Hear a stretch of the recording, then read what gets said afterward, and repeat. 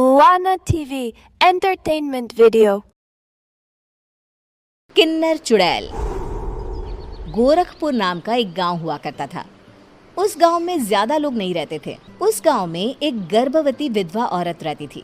उस औरत का नाम कमला था। कमला अपने घर में अकेली रहती थी। उसके पति की सारी जायदाद उसके नाम हो गई थी, पर सभी गांव वाले उस औरत को मनहूस औरत समझा करते थे और सभी उससे नफरत किया करते थे।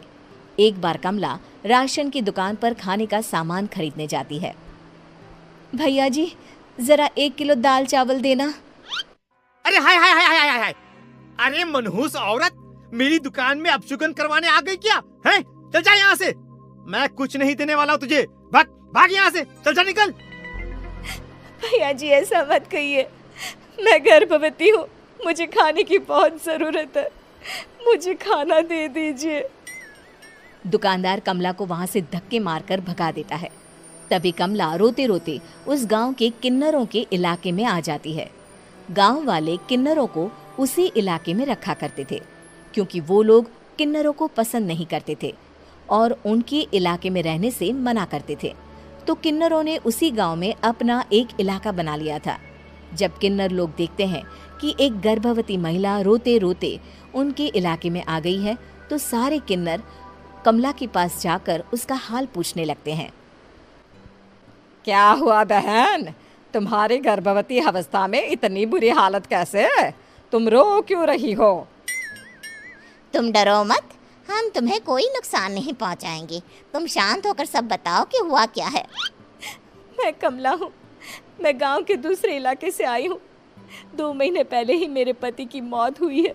मुझे गांव के लोग मनहूस मानते हैं, क्योंकि मैं विधवा हूँ और गर्भवती भी। वहाँ के लोग मुझे खाने के लिए कुछ बेचने के लिए भी तैयार नहीं, जिससे मेरा गुजारा नहीं हो रहा था। कोई बात नहीं कमला, हम तुम्हारा ख्याल रखेंगे। किन्नर लोग कमला को एक खाली घर में रहने के लिए जगह दे देते हैं और उसकी देखभाल भी करते हैं। कुछ ही महीने बाद कमला अपने बच्चे को जन्म देती है, पर अफसोस, कमला बच्चे को जन्म देते ही अपनी जान गंवा देती है। जब सब किन्नर बच्चे को देखते हैं तो बहुत खुश हो जाते हैं, क्योंकि वो बच्चा भी किन्नर ही था। कमला ने एक किन्नर बच्चे को जन्म दिया था। अब इस बच्चे की देखभाल कौन करेगा? हम तो इस बच्चे को गांव के दूसरे इलाके में भी नहीं भेज सकते। और तो क्या हुआ, इस बच्चे की माँ नहीं रही तो हम इसे पालेंगे। अब ये हमारे इलाके में रहेगा, हमारे साथ रहेगा। फिर वो किन्नर उस किन्नर बच्चे को गोद ले लेते हैं, उसका नामकरण कराते हैं। उस किन्नर बच्चे का नाम शक्ति रखा जाता है। देखते ही देखते शक्ति बड़ी होने लगती है। उसके रंग रूप बहुत सुंदर थे। वो बहुत सुंदर किन्नर दिखती है। एक दिन शक्ति एक किन्नर से पूछती है, माँ जी सुनिए ना, ये गांव के दूसरे इलाके में भी तो लोग रहते हैं, तो हम वहाँ क्यों नहीं जाते?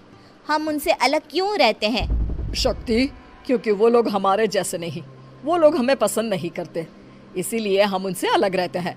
क्यों? वो हमें क्यों पसंद नहीं करते? मुझे एक बार उस इलाके में जाना है, मैं एक बार वहाँ जाकर घूम कर आऊँ। शक्ति, खबरदार, जो तू उस इलाके में कभी भी गई तो अपनी जान नहीं गंवाना चाहती तो उस इलाके में कभी कदम भी नहीं रखेगी, समझी? इतना कहकर वो किन्नर वहाँ से चली जाती है। शक्ति उस किन्नर की बात सुनकर बहुत रोती है। माँ जी, ऐसा कैसे कह सकती हैं? उन्होंने इतनी सी बात के लिए मुझे इतना डांटा। अब तो मैं उस इलाके में ज़रूर जाऊंगी। फिर एक दिन शक्ति गांव के दूसरे इलाके में चुपके से जाती है। ये लोग तो हमारे जैसे ही इंसान हैं, तो ये हमसे नफरत क्यों करते हैं?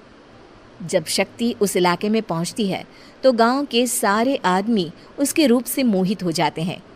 वो लोग ये अंदाज़ा नहीं लगा पाते कि वो किन्नर है। शक्ति की सुंदरता देखकर सारे गांव वाले उसकी तारीफ करने लगते हैं। तभी गांव का चक्कर लगाने गांव के जमींदार का बेटा हर्ष वहां पहुंचता है। हर्ष भी दिखने में बहुत सुंदर होता है। जब हर्ष ने शक्ति को देखा तो वो भी उससे मोहित हो गया, और जब शक्ति की नज़र हर्ष पर पड़ी तो वो हर्ष को देखकर मोहित हो गई। आपको पहले कभी इस गांव में देखा नहीं। इस गांव में आप नए हैं क्या?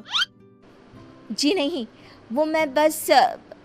तभी शक्ति बोलते बोलते रुक जाती है और मन में सोचने लगती है, अगर मैंने इनको बता दिया कि मैं दूसरे इलाके से आई हूँ तो वो समझ जाएंगे कि मैं किन्नर हूँ, इसलिए मुझे इनसे झूठ ही बोलना पड़ेगा। शक्ति हर्ष को कहती है, जी हाँ, मैं इस गांव में नई आई हूँ, यहाँ अकेली रहती हूँ। वैसे आप कौन है? आप भी इसी गांव में रहते हैं? जी हाँ, मैं इस गांव के जमींदार का बेटा हूँ। आपको किसी भी चीज की जरूरत पड़े तो आप मुझे बता देना, मुझे अच्छा लगेगा। ऐसे ही शक्ति और हर्ष एक दूसरे से रोज मिलने लगते। वो दोनों अपने प्यार का इजहार करने एक दूसरे से मिलने जाते हैं। तभी शक्ति का पीछा करते करते एक किन्नर वहां आ जाती है। शक्ति, मैं तुमसे बहुत प्यार करता हूँ। मैं तुमसे शादी करना चाहता हूँ। क्या तुम मुझसे शादी करोगी? हाँ हर्ष, मैं तुमसे शादी करूंगी, पर मैं तुमको अपने बारे में एक सच्चाई बताना चाहती हूँ जो मैंने तुमसे छुपा कर रखी है।